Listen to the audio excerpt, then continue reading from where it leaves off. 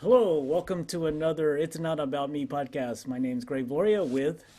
Tripp Braden of Empowering Serving Leaders at Tripp Braden on Gmail. So, wow, interesting time, huh, Trip? Times here in the United States. And, I think we wanted to kind of do this show to kind of not only acknowledge what's going on, but also talk about um, how it affects some of the organizations that we might be working with in the nonprofit and the social enterprise sector, right? One of the things we're seeing is this is the first time we've had these kind of events happening where we have social media supplementing them and ultimately helping to either uh, calm people down or to throw their energy in a different place because no one's really sure what's going on. There's no unified message or voice, and a lot of people aren't certain what to do.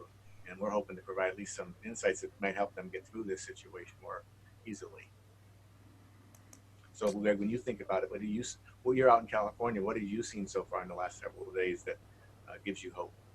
Well, yeah, I mean, several weeks in a way. Um, I think that I think that um, what we saw out here is obviously, I don't know who it is, but there's definitely some criminal elements who have used the protests as a shield to go do some other things, like looting and you know robbery, theft, whatever you want to call it.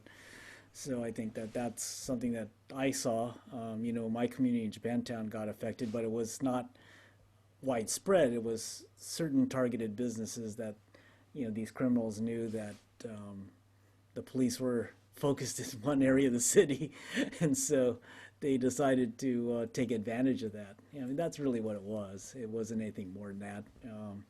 And I think, I think the memorial last week. This is kind of being recorded after the memorial, so everyone knows, of George Floyd. I saw a dip, you know.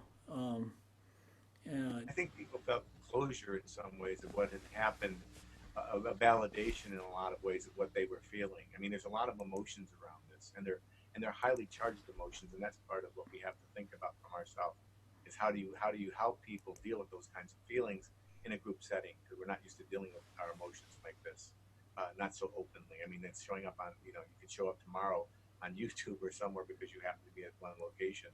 So I think the social media element in this is really in many ways interesting, just the dynamics we're seeing and how it impacts people who are personally involved with what's going on.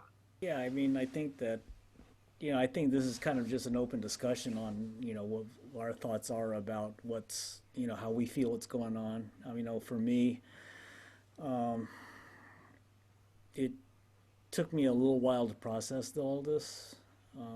To be honest with you, the um, there was a lot of things going on. I think the first few nights I couldn't even watch the violence for a long time on TV. Um, and then um, I'm Buddhist, so I went to one of my temple online things and discussed it. And what they recommend me do is actually embrace it, so I could feel the empathy for the people. See. The part of the problem is that sometimes if you ignore it or turn your blind eye to it, you can't feel it. And so their approach was really to try to have me feel the situation, even though it could be very difficult for me, so I could gain gratitude and empathy. And that's really what swung me around, actually. I was able to look at it a totally different way after that. So, how was it for you? Um, Personally, I felt some sense of anger. I mean, I think in many ways, having looked at it from the perspective of a number of the stakeholders and tried to figure out how do you ultimately make a decision on what you're going to do and what position you're going to take. Because I think a lot of times people vote for leadership at this point, um, or maybe that's just my role in life. But I think part of what the people was talking to was really challenged by the personal part of it, the personal aspects of this man being killed. This is not there's no one out there who cannot be touched by that. And if they are, it tells you something different than you want to hear about the person you're speaking with. However, you still have to incorporate, like you said, a certain level of empathy and sympathy and let them process it in their own way. I think that's one of the things I was hoping to see. I'm a little more detached because I've been on emergency squads. I've seen these kinds of different kinds of nothing quite like this. Um, but one of my early mentors was in Japan after World War II. And what he taught me was, look, you've got to detach emotionally long enough to come up with a rational plan because someone has to have a plan. I also look at this as kind of validation point when it comes to a lot of ways of what we thought might happen when these kinds of situations erupted. I think there's definitely raw emotions there.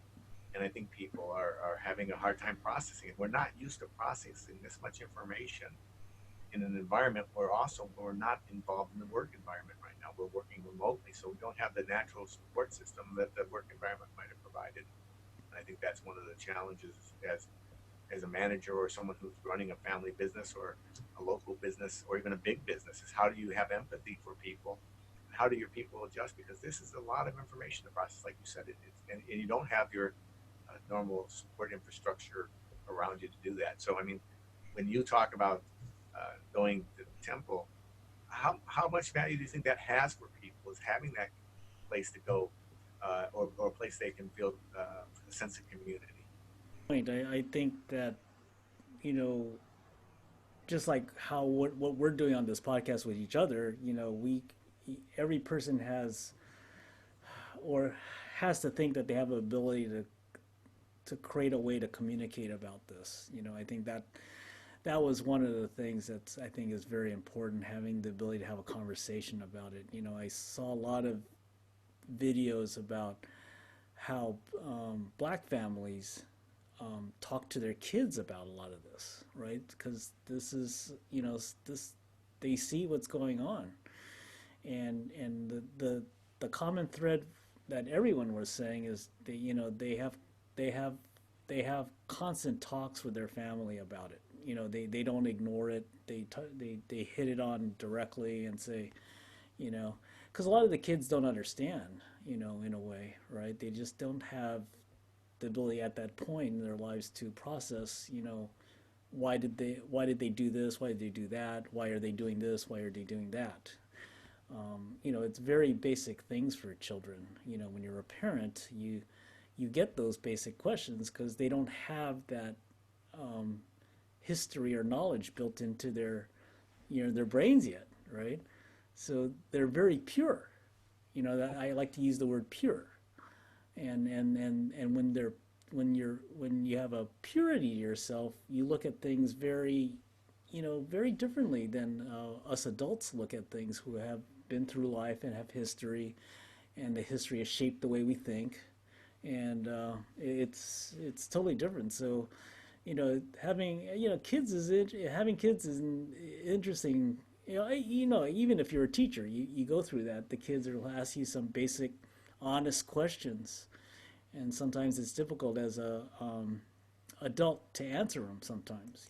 It's challenging also because I think a lot of parents of black children have to also are fearful for their children. I mean, there's something to be said about the fact that genuine fear exists here, and I think we're all guilty at times of underestimating what that means. But when you start to think that could be your child, that could be your son, that could be your daughter. When you look at these kinds of things, this is really challenging because parents are still trying to process how to handle it themselves, and a lot of times we're acting out of fear, which is really not a very powerful place to be, right? I mean, so you have to explain to the children what's going on, but you yourself don't really understand what's going on. You fear for your children and your families because you're going in. They're going to be in areas, and they're going to be, they're going to be confronted by these kinds of issues. These issues don't go away simply when the riots go away. I think that's the other component of what we have to think to ourselves is, how do you create a coalition around this? Because we have to change some things. That's the other part is I hear a lot of the people in some of my communities talking about, they have to change. And that's not a powerful place to start with. If you're trying to build a coalition or an advocacy group, is the other person is guilty and they really don't get heard. So I think part of what we have to think to ourselves is how do we start to build these coalitions of people that have an interest in society and have an interest in their own neighborhoods and have that kind of challenge, excuse me, to provide that kind of capability. So there are role models to help provide it.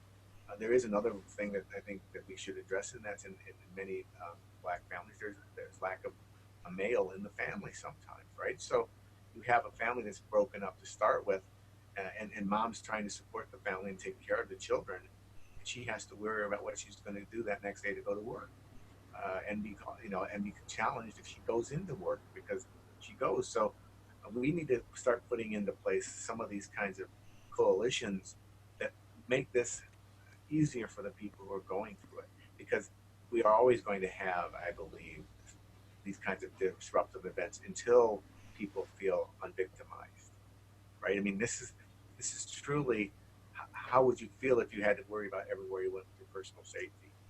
This is how some of the people genuinely feel in some of these communities.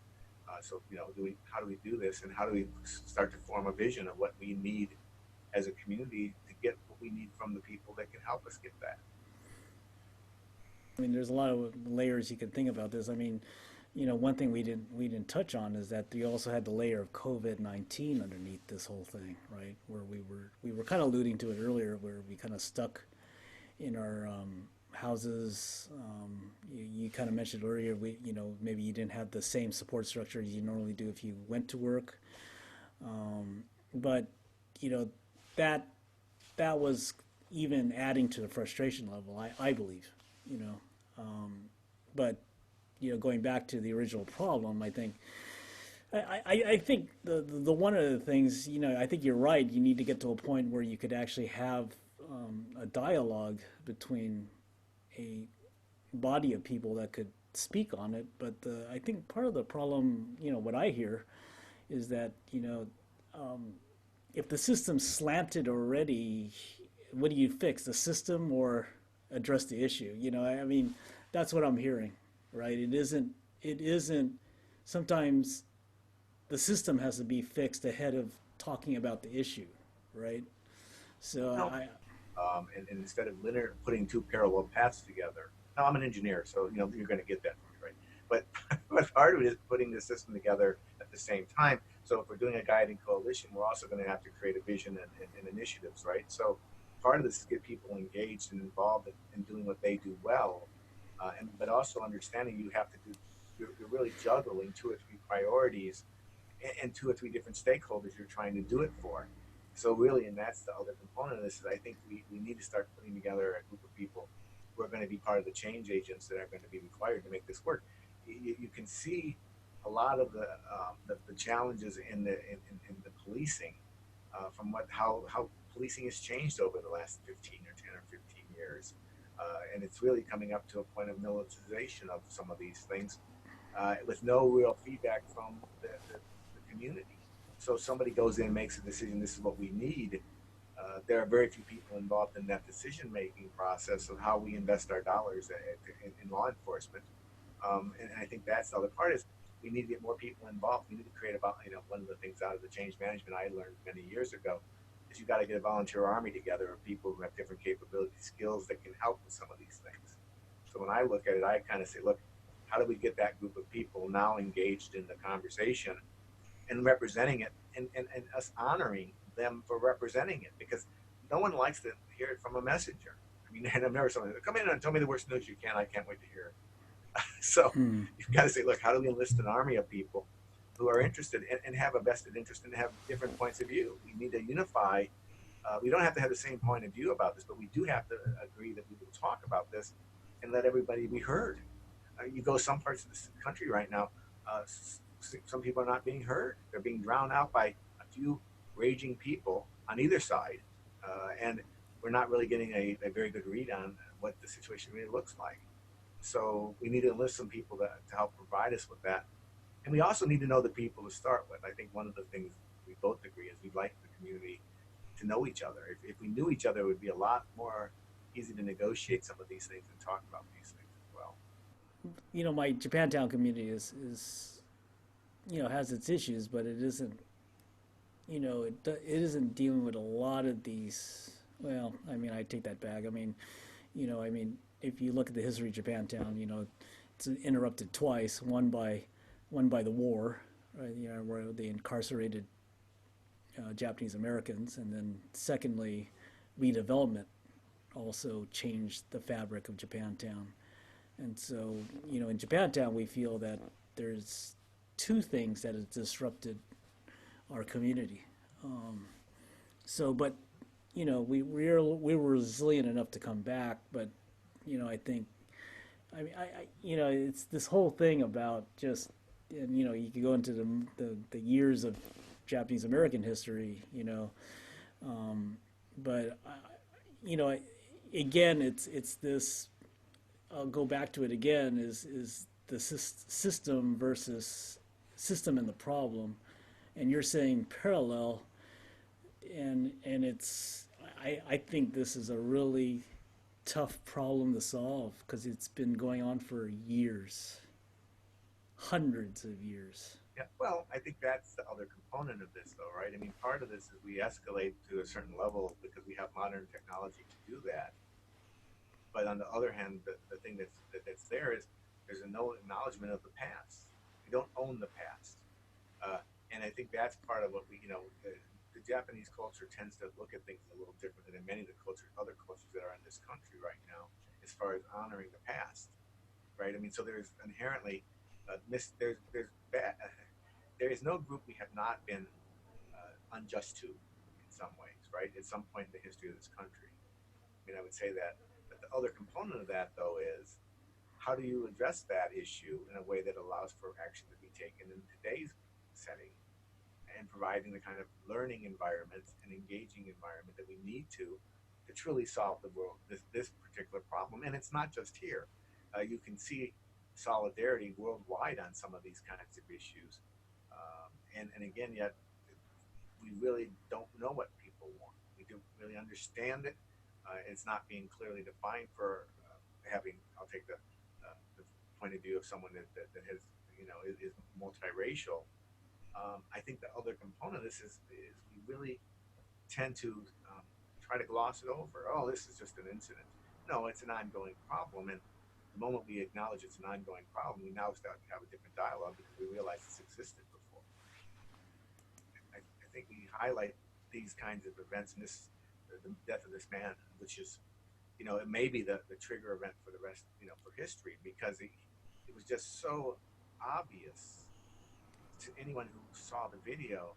I'm not sure what was more important, how he was being killed in front of our eyes. There were five people standing around watching it. What was more just on the gut level, having someone like myself who's put himself in harm's way before, it was visceral. You could feel it. And then you look and say, okay, where do we go from here? And that's where I think we have to start thinking about removing some of these conversation barriers. We also have to own some of it, and that's going to be very difficult if you're accusing. We tend to, kind of lock down when someone comes at us. It's not natural for you to let somebody hit you a couple of times before you finally respond to them emotionally. So that's the other part. Is we got to start removing some of these conversation barriers and putting people in the room together that didn't have. I'd like to see more relationship involved with people. I think if you look at nonprofits, that's one of the roles they can play is that bridge to bring people together on a regular basis. And it also allows people to get to know each other in that community. So when these things happen, they know each other enough and they have enough respect for each other how the relationship will make it work. Tripp and I aren't trying to gloss over this. I mean, the man's name is George Floyd. I mean, who was killed on video, but I think.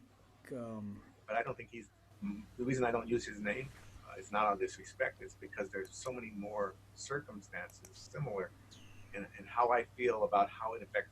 What strikes me as odd, having grown up and lived in some of the nicest places in this country, some of the wealthiest people in this country, of all kinds of racial backgrounds, is the fact that we just aren't willing to acknowledge there's a problem in this country right now, a racial problem that needs to be addressed.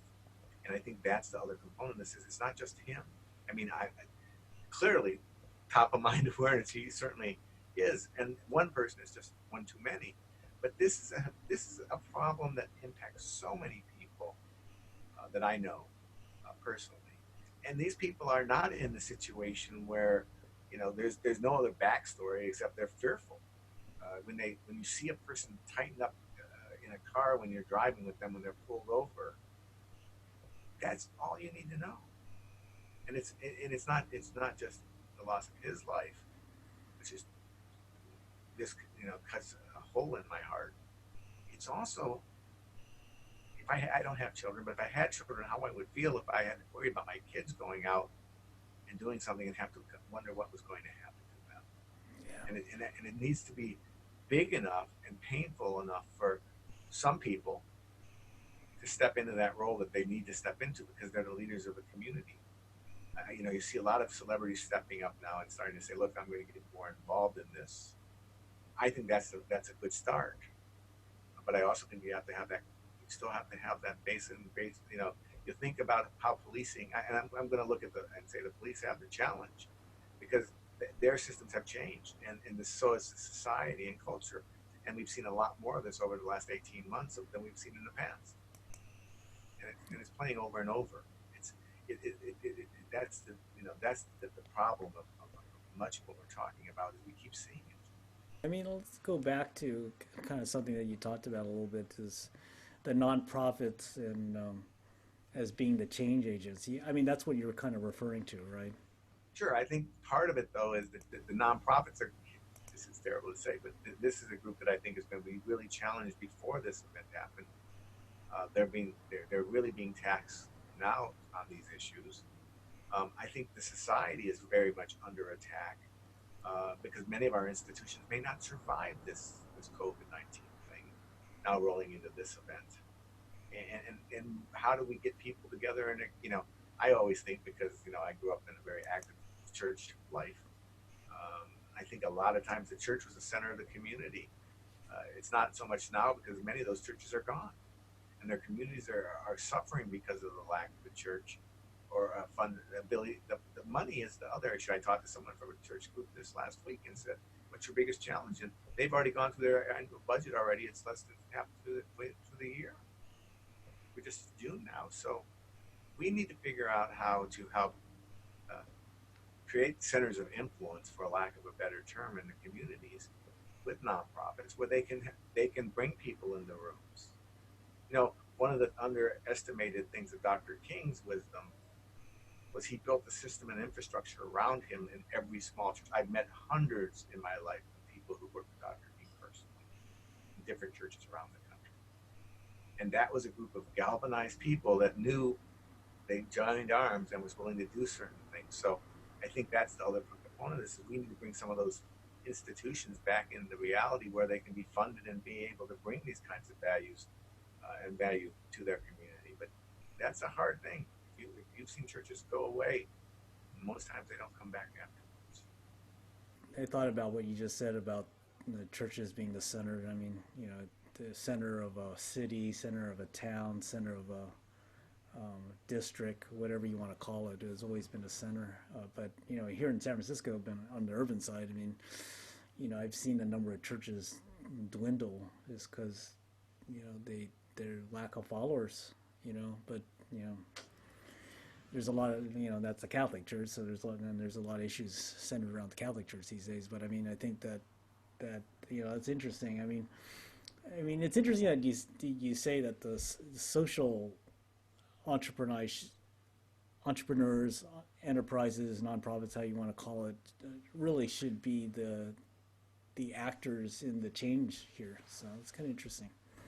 Well, I think part of it is though that they have to feel their own sense of what their mission is and what their mission is for. Has the question you ask people? I asked someone I know in the church yesterday, has your mission changed since this happened?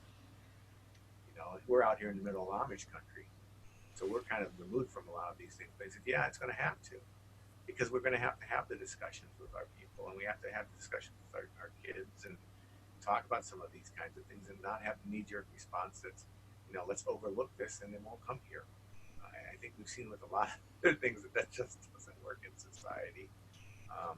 The other part is when I say churches, look, that's my frame of reference. I want to become a minister, so I think temples and I think other things that are out there as well. But I think the other component of much of this is how do you address these issues in a way that are going to generate some wins for society. I mean, one of the weird things about what we're talking about, I'm going through it when I think of change as a classic sense. What we haven't had for a couple of weeks, and I'm not sure how you would have had one, Is what are the wins? Are there anything going on? But that's because we don't see them as much anymore. But I do think we have to say think for some short-term wins early on to allow for things to start to return to some sense of normal. But that's where you get into trouble. About what is normal?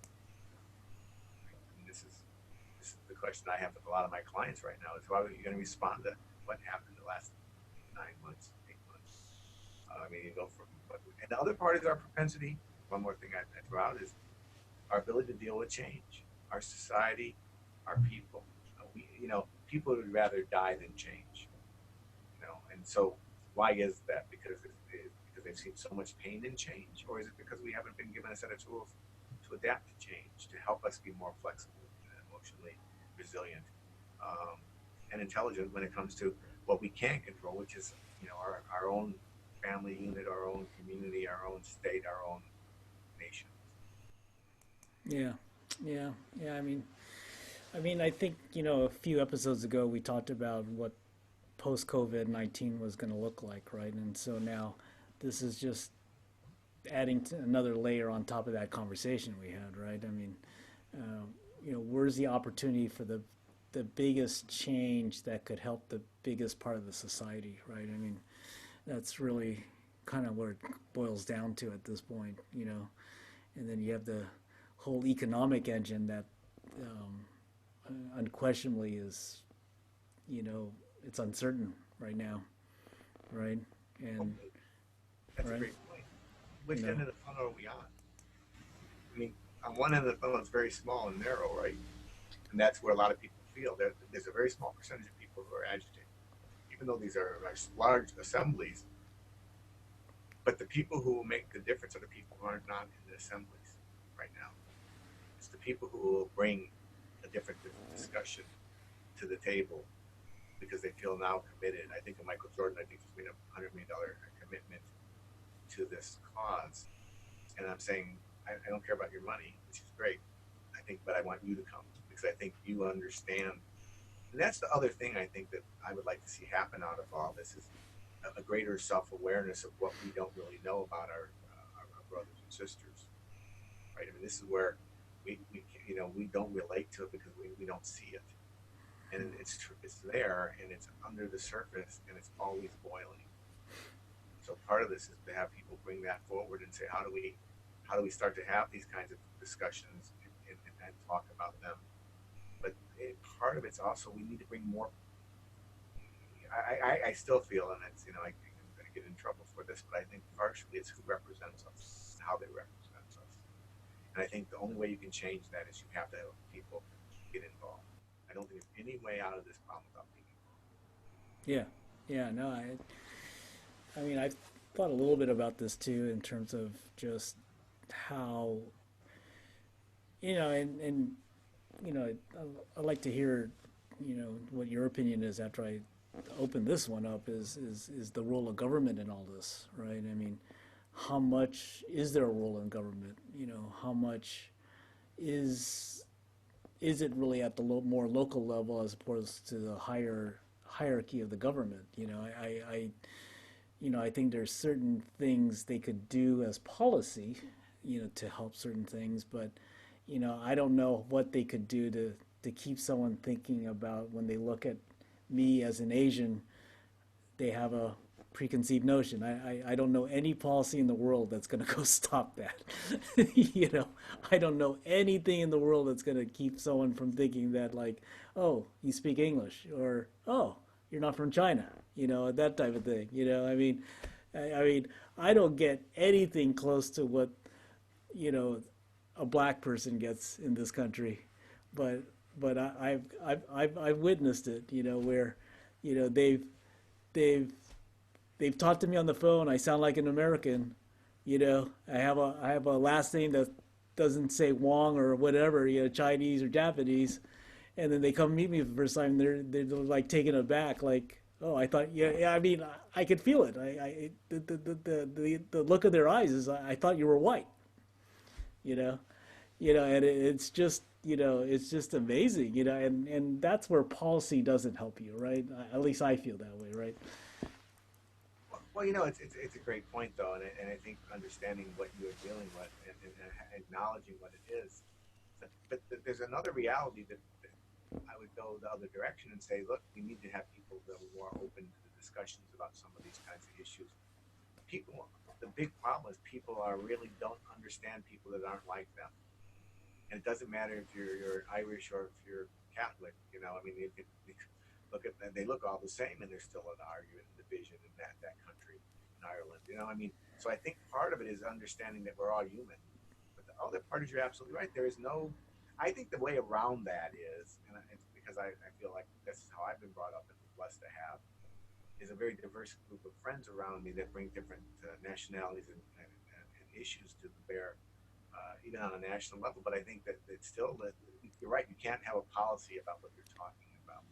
However, if I get to know you and I get to better understand you and your situation and get to know you as a person first, or someone like you, I am more likely to give you a good hearing when you have the challenge.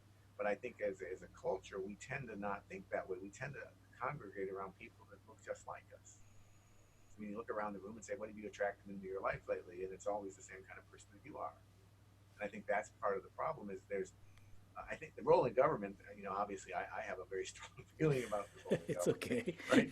Right? So I promised my wife I wouldn't talk about it. But I would say, to be fair about this, is I think all politics is local when it comes to this. And I think all politics are national when it comes to this. I think one of the things that we can't allow our politics to decide how we make our decisions and what we invest our lives in. And I think that's part of the libertarian part of my personality. Sure, Look, sure. I've experienced some of the worst things that race can do for people firsthand. So I think part of that is to say, look, but I can't. One of the things that you're absolutely right. I can never change how I look. You know, and as long as we continue to make our judgments on how we look, not who we are, one of the things that strike me, I was reading Dr. King today, trying to find an answer and saying, what would he do? And I think he'd tell you, do what you should do because you know what it is, right? I mean, this is part of this. But he was looking out for not, we failed to realize he was looking out for all the people. Yeah, right. If you look at the Vietnam War, he was very clear because I looked at some of the stuff thinking, this is where we're going. It's very clear he was a compassionate person Yeah, and he cared about the people on both sides. And that's a great place to start. And we have very few people, uh, and I'd include myself in this at times, that are compassionate towards both parties in this situation. And I think it's very hard to be that way. But if we really want to change the world again and bring different values to the world, we must learn to not judge based on appearances. well, it's going to be an interesting time for healing from both the COVID-19 and the this whole race question that we're trying to address at the same time. It's going to be an interesting time for us, Tripp. I mean, I think that's why, I mean, going back to, why you and I did this podcast, because I think we feel we could, help these nonprofits who probably have a big role in societal issues, as we're saying, as they should be, because they are addressing a lot of social issues in their own way, right? In different ways, right? From, food banks to, race relations, right? They're handling a lot of societal needs across the board, and like you said, in a very, very influential part, right? I think the nonprofits forget how influential they are, even though they feel that they don't have a lot of resources, and that's what we're going to be talking about in the next coming podcast. Is really, how do we get some of these nonprofits back on their feet and dealing in a new world that they're seeing for that they haven't seen in a while. And it's not going to be the same January world they were in, but it's going to be a whole different world, right? It's funny because one of the things when you were saying that my mind flashed to, it's about leadership. One of my own things is about serving leadership, but there's certain skills that are required now of our people in nonprofits that need to make sure they're helped develop and hone them. and that takes more resources to do that. All these things take resources and time and energy, but I think that investment pays off exponentially when you equip somebody. Why do I have my, I believe in empowering people, but that's what we can do for people with our podcast and those things. But it's also they have to be willing, and I know this is a sensitive topic, but you're 60 years old, you're getting ready to move into retirement if you're in a nonprofit leadership role, and you may have to stick around a little longer, and you may have to have more energy than you used to have at times. I think that's the other component because it is going to be challenging. You're going to be asked, and you're going to be pulled a number of different ways, and you're going to have to make decisions. And these skills are very difficult to handle when you have with only one thing going on, but now with a multitude of things going on. I think that's where I think instilling leadership into our leaders to be willing to step up because they feel equipped to do it. The reason most people don't make comments in city council meetings is they don't feel they're equipped to do it. And that's the sad part is we need to provide a platform. We need to provide training. We need to provide people the help they need so they're comfortable. I can't imagine what it'd be like to sit there in a city council meeting right now in Chicago talking about what's going on there. And I have children, and I'm going to go down and talk about it because I'm really concerned about my children's future. I want them to be comfortable and confident in what they can do, and that means that they're going to have a different set of skills that they talk about. And especially if you're talking about a large group of people through your nonprofit, if you've got a several hundred person or several thousand family person, 7,000 families in a large diocese, for example. You've got to be able to let those people speak, and you've got to help them develop those confidences so they know they can. And I think we just have to be willing to listen more. I'm an extrovert, so I tend to take things and just run with them. 90% of the world, 80% of the world right now seems like they're introverts. So we need to help them better be equipped to handle these kinds of issues and also be able to speak up when they need to and be heard because they have a lot to say and they're very perceptive. So we just need to figure out how to find those things to help them be successful in these positions. Oh, that's great, Tripp. I think you said that really, really eloquently. Thank you. And so anyway, let's close off this podcast. I think we talked a lot about some of our feelings with this whole thing, which I think as part of a podcast, I think it's not only good for the listeners, but it's good for us too. So I really appreciate your comments today and thoughts about how to help the nonprofits and why we're doing the podcast. I think that's the ultimate thing. So what are we going to talk about next week, my friend? Well, before we talk about what we're going to do next week, we have to make sure to remind people to sign up. They've got to hear what we have to say if they want to hear the next thing we say. But there's a place down there to sign up, so we need you to do that. And the second thing we need to do is share this. I think, if you could have a dialogue, this could be a model for you to have a conversation with someone that's important to you in your life as an adult. This is a great way of doing it. I mean, Greg and I have never met in person. I know it doesn't seem like that, but this is a very powerful medium that we can use to do this. And there's so many things available. But one of the fundamentals is learn how to use these tools. And I think next week, we're going to start talking about the mindset. What do we need to be looking at? Some of the issues that you should be talking to. And like I said, the other part of this is mindset. How do we find research? And I think it's going to be even more important today to be able to figure out how to read people faster, better understand them. So that's kind of what we'll do next week is talk about some tools that are available to you for low cost or no cost, and couple that with some insights into how do you read somebody and how do you get into the shoes of that other person so you can better understand their position, because I think it's going to be more critical than ever. Yes, thank you. And then how do they get a hold of you, man, and ask you more questions about your philosophy on all this? You can find me on Twitter at Tripp Braden, at Growing Serving Leaders at trippbraden.com. And if you're really hard up, you can go find me on the corporate website of LinkedIn. I'm there all the time, and I have all three are on constantly, and we're monitoring them. But look for Tripp Braden, that's with a second P. But please reach out to us. We'd love to hear from you. We love the fact that we think we can help you guys make a difference in the world, and you're going to see a lot of that over the coming weeks and months. So I'm very excited about it. But I thank you for taking your time to listen, because I know that you have a lot of other things you could be doing right now. And by you being here, it just makes it worth the time investment.